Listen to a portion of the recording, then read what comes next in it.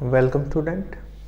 आज का जो हमारा लेक्चर है इसमें हम एक कंडक्टर की जो प्रॉपर्टी है इलेक्ट्रोस्टैटिक के अंदर उसके बारे में कुछ चीज़ें स्टडी करने वाले हैं।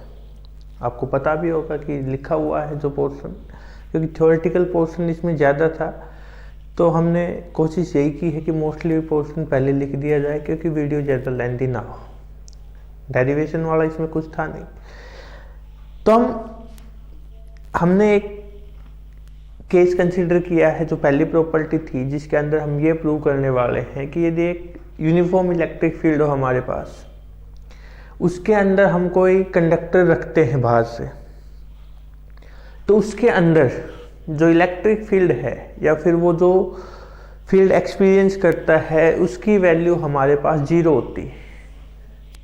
अब ऐसा क्यों होता है, कैसे होता है, वो हम इसके अंदर पढ़ने वाले हैं। ठीक है, तो 3 प्रॉपर्टी शायद और बचती है इसके बाद, वो हम इसे अगले लेक्चर में डिस्कस कर लेंगे। तो यदि मैं आज बात करूं जो हमारी पहली प्रॉपर्टी लिखी हुई है कि electric field inside a conductor is 0, उसको आप यदि डायग्राम समझ लेते हो तो बाकी सारी चीज़ें ऑटोमेटिक क्लियर हो जाएंगी कि भाई ऐसा क्यों होता है, कैसे हुआ है, वो सारी चीज़ें क्लियर हो जाएंगी इस एक डायग्राम से। हमने क्या किया, इलेक्ट्रिक फील्ड आपको पता है कि उसकी डायरेक्शन क्या होती है, पॉजिटिव टू नेगेटिव चार्ज होती है हमारे पास इलेक्ट्रिक फील्ड की डायरेक्शन। हमने electric field, external electric field मतलब बाहर से इलेक्ट्रिक फील्ड अप्लाई हो रही है, उसके अंदर एक कंडक्टर रख दिया। कंडक्टर किस हिसाब से रखा है, ये जो आउटर लाइन है जो आपको दिख रही होंगी, यदि इनको हम नाम से लिखें तो ये वाला जो साइड है, एक तो ये वाला और दूसरा ये दोनों रिप्रेजेंट कर रहे हैं एक्सटर्नल इलेक्ट्रिक फील्ड जो है हमारे पास उसको। तो इसके अंदर हमने क्या मान लिया कि भाई बाहर इलेक्ट्रिक फील्ड है और आपको पता है उसकी डायरेक्शन क्या होगी, पॉजिटिव टू नेगेटिव चार्ज। तो ये हमारे पास डायरेक्शन होगी किसकी, लिख भी रखा है ई नोट। हमारे पास जो एक्सटर्नल इलेक्ट्रिक फील्ड है वो इलेक्ट्रिक फील्ड जो हमने बाहर से अप्लाई कर रखी उसकी वैल्यू। अब कंडक्टर आपको पता है इलेक्ट्रिकली यदि न्यूट्रल है हमारे पास, उसमें अमाउंट ऑफ पॉजिटिव और नेगेटिव क्या होंगे उस टाइम पे, इक्वल है। ठीक है, हमने मान लिया। अब जब हमने इसको रखा हुआ है, कुछ गैप है इसके बीच में, बिल्कुल टच नहीं है, कुछ गैप के साथ हमने रखा हुआ है। चार्जिंग बाय इंडक्शन हम पहली यूनिट के शुरू में ही पढ़ लेते हैं। क्या होता है चार्जिंग बाय इंडक्शन, कि यदि एक अनचार्ज बॉडी को एक चार्ज बॉडी से थोड़ी बहुत डिस्टेंस के ऊपर जब हम रखते हैं तो वो भी चार्ज एक्वायर करना शुरू कर देती है विदाउट फिजिकल कॉन्टैक्ट। इसके बीच में कोई फिजिकल कॉन्टैक्ट नहीं है, फिर भी इस साइड पे हमारे पास चार्ज आना शुरू हो जाता है। तो हमने इसको रखा, इसके जो ये वाला फेस है, पहले हम इसकी बात कर लेते। इधर पॉजिटिव चार्ज था, ये कंडक्टर हमने इसके अंदर रखा। अब पहले मैं यदि यहाँ पे बात करूं कि कंडक्टर और इंसुलेटर में फर्क क्या होता है, क्या इंसुलेटर में इलेक्ट्रॉन नहीं होते?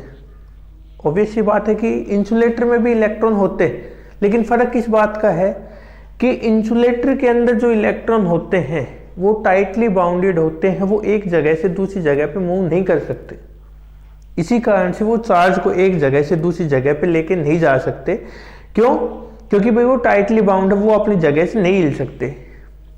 कंडक्टर के अंदर क्या है कि वो फ्रीली मूव कर सकते, जो इलेक्ट्रॉन होंगे वो फ्रीली मूव कर सकते। इसलिए इसमें जो इलेक्ट्रॉन थे हमारे पास या जो नेगेटिव पोर्शन था, वो जैसे ही हमने पॉजिटिव रखा, we know that opposite charge attract each other, तो नेगेटिव चार्ज इसमें से अट्रैक्ट होके इस साइड आ गया, उतने ही अमाउंट का पॉजिटिव चार्ज इस साइड इंड्यूस हो गया, नेगेटिव इस साइड होगा। इधर नेगेटिव है तो इस साइड कौन सा होगा, पॉजिटिव। मतलब जितना चार्ज हमारे पास ये वाला था उतना इंड्यूस होके इस पोर्शन पे आ गया, और जितना नेगेटिव इधर था उतना ही पॉजिटिव इंड्यूस होके हमारे पास इस साइड आ गया। दोनों क्या हो गए, बराबर। जितना पॉजिटिव उतना ही नेगेटिव अंदर की साइड, जितना बाहर पॉजिटिव था उतना ही अंदर नेगेटिव आया है। मतलब हमारे पास कहने का मतलब क्या है कि यदि हम कंडक्टर के केस में बात करते हैं तो एक्सटर्नल इलेक्ट्रिक फील्ड के बराबर ही इंड्यूस होती है इंटरनल, तो इंड्यूस इलेक्ट्रिक फील्ड होगी उसकी अमाउंट इक्वल होती है एक्सटर्नल इलेक्ट्रिक फील्ड के। अब दोनों बराबर है तो नेट इलेक्ट्रिक फील्ड निकालेंगे, एक्सटर्नल माइनस इंटरनल जब हम करेंगे तो दोनों की वैल्यू क्या आएगी हमारे पास। जब भाई दो चीजें हैं, दो वैल्यू इक्वल हैं, उन दोनों को सब्ट्रैक्ट करेंगे तो आंसर तो 0 ही आना है।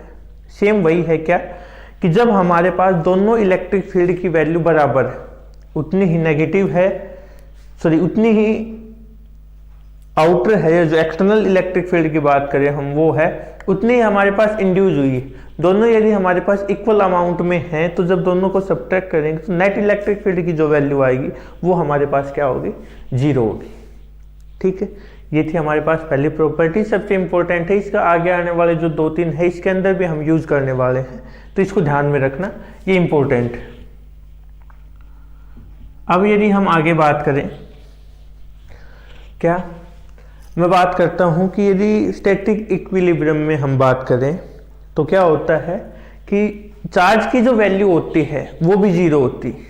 अब वो कैसे 0 होगी, उसका गोज लॉ का यूज करके हमने उसको प्रूव कर रखा है। कोई ज़्यादा हार्ड एंड फास्ट रूल इसमें हमने अप्लाई नहीं किया, सिंपल आप देख सकते हो कि अकॉर्डिंग कि गोज लॉ ने हमें क्या बताया था, total electric flux over an close surface area is equal to 1/ε0 times of total charge, means E ds is equal to E.ds is equal to Q/ε0। अब हमने ये बात प्रूव कर दी कि भाई E की वैल्यू तो जो नेट इलेक्ट्रिक फील्ड होगी उसकी वैल्यू तो इनसाइड ए कंडक्टर 0 होती, मतलब इसमें से हमारे पास ये वैल्यू क्या होगी, 0 हुई। ठीक है, ये वैल्यू 0 हुई, तो इसको यदि हम देखें भाई ये कंप्लीट पोर्शन तो 0 से मल्टीप्लाई करते ऑलरेडी क्या हो गया, 0 हो गया। ये वाला पोर्शन बचता है, इसमें से भी एप्सिलॉन तो एक कांस्टेंट वैल्यू है या फिर एक, तो ये तो 0 हो नहीं सकती, इस साइड लेके के मल्टीप्लाई करवाए तो 0 होगी। लास्ट में हमारे पास बचा क्या कि जो टोटल चार्ज था उसकी वैल्यू क्या होगी, हमारे पास 0 होगी। ठीक है, आसान सी प्रॉपर्टी, ज़्यादा दिक्कत आने वाली है नहीं इसके अंदर, बस आप इतना याद रख सकते हो। या फिर इसमें जो आपको दिख रहा होगा, जो ब्लू पोर्शन में हमने लिखा हुआ है, ये आपको जरूर याद होना चाहिए। एक्सप्लेनेशन साथ साथ याद हो जाए कि ऐसा होता क्यों है तो और भी अच्छी बात है, लेकिन एग्जाम के पॉइंट ऑफ व्यू से हम देखें तो आपको कम से कम इतनी प्रॉपर्टी तो याद होनी चाहिए, भाई ऐसा होने पे ये वाली चीज़ अलग होती है।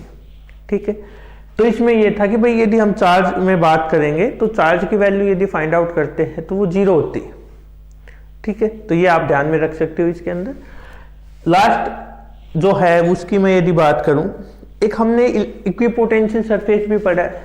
इक्विपोटेंशियल सरफेस क्या पढ़ा है कि भाई एक गिवन सरफेस है, एक पर्टिकुलर डिस्टेंस के लिए आर की वैल्यू यदि हम फिक्स कर दे तो उसके लिए हमारे पास जो वैल्यू होगी, वैल्यू किसकी, पोटेंशियल की, वो हर एक जगह पे बराबर होती है। ठीक है, ये हम पढ़ चुके हैं पहले।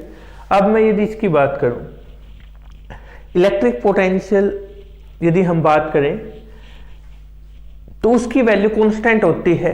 किसके लिए भाई, एक पर्टिकुलर कोई कंडक्टर हम मान के चले, उसके लिए हमारे पास जो वैल्यू होगी वो क्या होगी, 0। इसको एक्सप्लेन करने के लिए इसको हटा देते हैं, फिर इसकी कोई खास जरूरत है नहीं।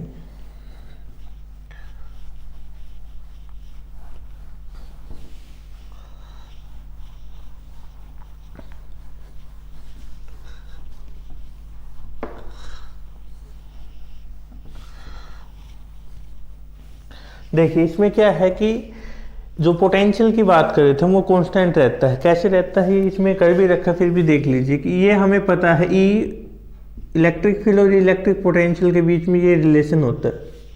ठीक है, नेगेटिव साइन को रहने दो 1 मिनट के लिए, मैं डायरेक्ट लिखूँ तो D V is equal to D R. E की वैल्यू एक कंडक्टर के अंदर अभी हमने पढ़ी थी क्या होती है, उसकी वैल्यू हमारे पास है 0, ये वैल्यू 0। अब इसको फिजिक्स की टर्म में 1 मिनट के लिए हम हटा के मैथ की टर्म में इसको यदि हम देखें तो क्या बता रखा है भाई यहाँ पे कि इसका डिफ्रेंशिएशन कर रखा हमने आर के रेस्पेक्ट में, उसकी वैल्यू 0 है। मतलब आर के साथ यदि हम बात करें तो वी को चेंज कर रहे हैं और वी में जो चेंजमेंट आया है उसकी वैल्यू हमारे पास कितनी है, 0। इसका मतलब क्या हुआ कि आर के रेस्पेक्ट में वी चेंज नहीं हो रहा है। इसका मतलब क्या हुआ, वी की वैल्यू क्या है, कांस्टेंट। या फिर हम इसको दूसरी टर्म में बोल रहे, यदि यहां से भी चेक करें कि यदि कोई एक पर्टिकुलर जगह पे कहीं पे डिफरेंशिएशन की वैल्यू है वो किसके केस में 0 होती है, भाई डिफरेंशिएशन कांस्टेंट वैल्यू का 0 होता है। ये 0 है तो इसका डिफरेंशिएशन किसका, v का क्या होगा, 0। डिफरेंशिएशन मतलब एक तरीके से क्या है, चेंजमेंट। इसका मतलब क्या हुआ कि जो पोटेंशियल हमारे पास वो चेंज नहीं हो रहा आर के रेस्पेक्ट में, वो क्या चेंज नहीं हो रहा, इसका मतलब क्या होगा, कांस्टेंट, ऑब्वियस ही बात थी। तो यही हमें इसके अंदर बताना था कि पोटेंशियल की वैल्यू क्या होगी भाई, उस जगह पे कांस्टेंट होगी। तो ये 3 प्रॉपर्टी हमने आज पढ़ी, 3 हम इससे अगले वाले लेक्चर में पढ़ने वाले हैं। क्या, पहली कि इलेक्ट्रिक फील्ड की जो वैल्यू होगी एक कंडक्टर के अंदर वो 0 होगी। दूसरी, चार्ज की वैल्यू है वो 0 होगी, पोटेंशियल की वैल्यू 0 नहीं। ये चीज इंपॉर्टेंट है, आपको ध्यान में रखनी है कि भाई पोटेंशियल की वैल्यू 0 नहीं है, पोटेंशियल की वैल्यू रहेगी कांस्टेंट। मतलब जो एक जगह पे है वही दूसरी जगह पे आपको मिलेगी, वो चेंज नहीं होगी। ठीक है, तो ये थी इसकी कुछ प्रॉपर्टी, कुछ हम अगले लेक्चर में डिस्कस करते हैं। इंपॉर्टेंट है, इसको थोड़ा ध्यान में रखना, क्योंकि ये वैसे भी अप्लाई होती है हर जगह, काफी जगह कॉन्सेप्चुअल क्वेश्चन भी आते हैं इसके ऊपर। आज के लिए बस इतना ही, थैंक यू।